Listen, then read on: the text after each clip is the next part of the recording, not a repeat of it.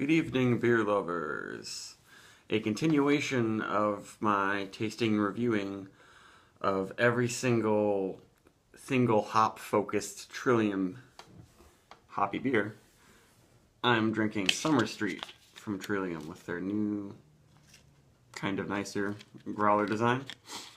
Summer Street is one of their street IPAs, 7.2% alcohol, and this one focuses on the Simcoe hop with the same bittering and malt bill as their other street IPAs.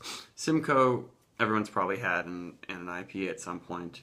I think Simcoe was the premier American IPA hop up until Citra took the stage and got really popular about 5 years ago.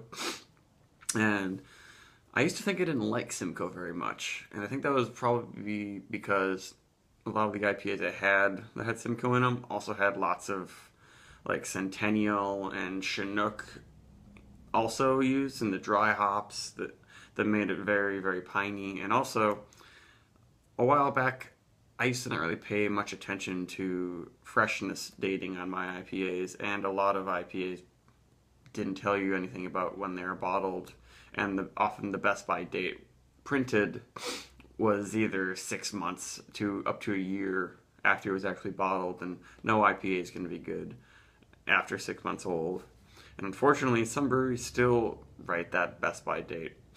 And I really think the best by date should just be earlier. Like I get, like a lot of breweries say 90 days. That's probably a lot more responsible in my opinion. But like Green Flash, I think it still marks like 6 or 8 months after the bottling date.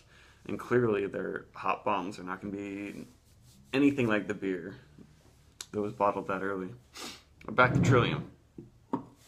So since I've had Simcoe and much fresher IPAs, I've realized that I do like it a lot, and it has a really unique character.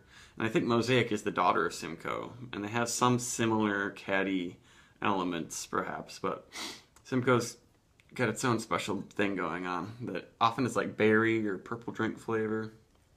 And this growler, if you can see, was filled way up to the tip top. So hopefully it's very nicely carbonated. The other two growlers I picked up from Trillium 3 days ago were not quite as carbonated as Trillium beers usually are. Let's see if this one is. It looks pretty darn carbonated. And I can smell it already. It smells very tropical. Somehow Trillium can coax like tropical fruit salad aromas out of almost all the hops they use, except for maybe Centennial. I've had some Centennial hop beers from them that didn't do it, but this one, yeah, I'm getting pineapple and peachy orange too, which I don't really usually think of that when I think of Simcoe, but it's in this beer. But there is some sort of berry, kind of a fruity pebbles thing going on that I often get from Simcoe. And of course some grapefruit, but very juicy ruby red grapefruit. This does not smell insanely bitter to me or insanely resinous. This beer is extremely cold. It's been in the fridge for days, and my fridge is rather cold, even if I turn the knob to medium. So I'm not getting any like dank onion or smoky flavors or aromas actually out of this. But those often develop later on. But one thing that's pretty clearly set out in this beer that's different from some other newer strains of hops is that the berry flavor is pretty strong. And I'm not quite getting any melon, I don't think. At least not a melon that's like in El Dorado or the new Idaho 7 hops. Those come with a little bit of a woody astringent note, which I'm not getting from this one.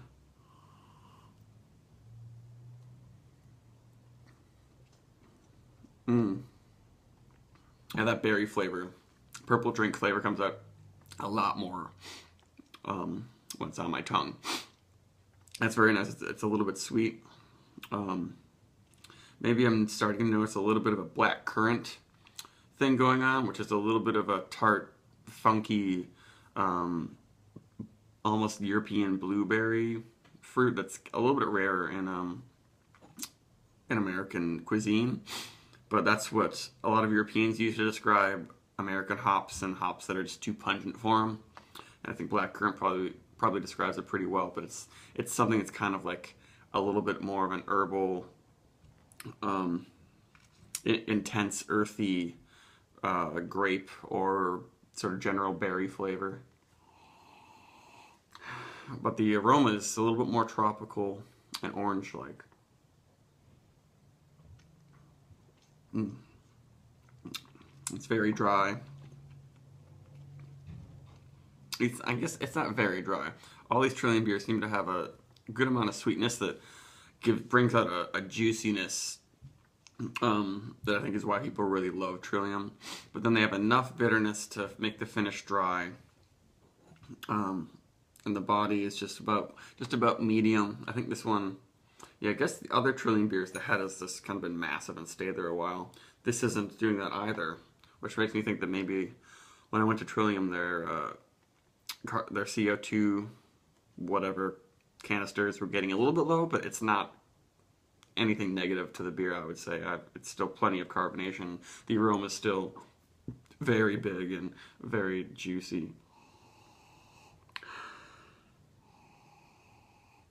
Yeah, it's got mango, I would say, in there.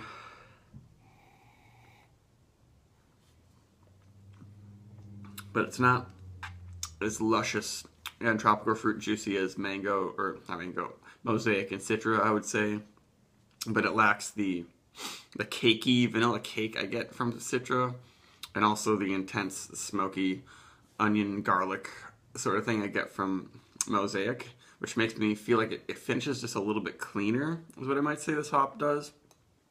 It sticks around with mainly the fruit in the front end. It gets a little bit more berry-like flavor and earthier in the flavor or on the tongue, but then the finish doesn't have any of these extremely vegetal, dank notes that are really resinous. And so in the past, I have thought that Simcoe had a little bit of a catty or cat piss element to it,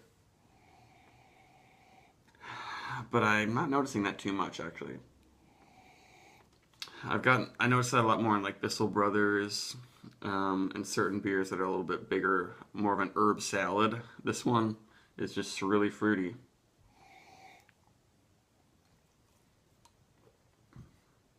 And I'm enjoying it quite a bit. It's making me kind of like, oh man, I like Simcoe a lot. I got to return to more Simcoe beers because that fruity pebbles flavor is really delicious. And what's interesting is that fruity pebble flavor is something I also get in British beers and like Scotch ales, which I think that's coming from using the more berry fruity hops from England and also using their more intense berry-like malt.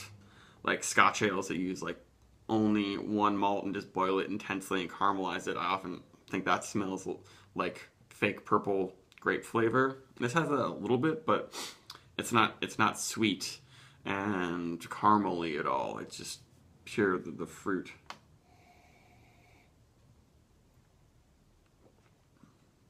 And this is very nice. Mm. Yeah, I'm glad I picked this up because I wasn't sure they had so many different great beers available at Trillium when I went there. But this is kind of reopening my eyes to Simcoe and exactly how great it can be when it's done like this. I have had this beer, or I haven't had this one. I've had the double dry hop version of this about a year ago. I kind of forgot how good it is just because all the great different Trillium beers kind of blend together in a way because they're pretty similar. But this one is doing it really well.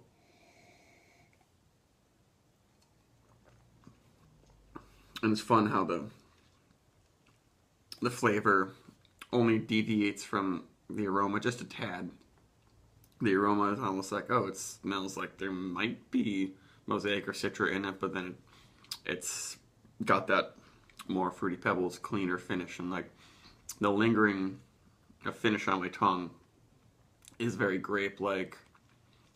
Maybe a little bit of strawberry.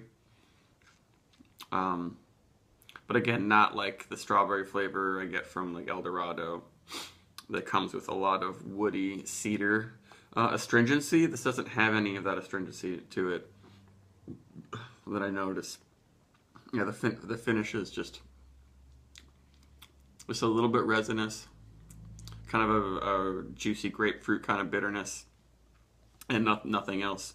Just that berry Simcoe flavor, and it makes her like a kind of a classic, almost a classic, like New England IPA, kind of before all these extremely juicy new varieties of hops came in. And I'm really enjoying this beer. I'm gonna have to give it like maybe like an 87 or an 88. It's just like Trillium cannot mess up a beer. And it's kind of nice. It's like I'm returning to an older hop and getting different flavors than a different combination of flavors than I've had in a while. And it's still very special. Simcoe is not old and boring. So maybe return to some beer that highlights Simcoe especially. It's almost got blueberry in there in a way that Mosaic does too. And I believe Mosaic is the daughter of Simcoe. I guess they're related in the hop breeding programs in some way. But then it just doesn't go down that garlicky route like Mosaic does. So it's nice. It's nice if you want something that's just not gonna be quite as armpity and sweaty as Mosaic and some of the other popular hops right now are. So 80. Let's go 88 for the Trillium Summer Street IPA. Goodbye.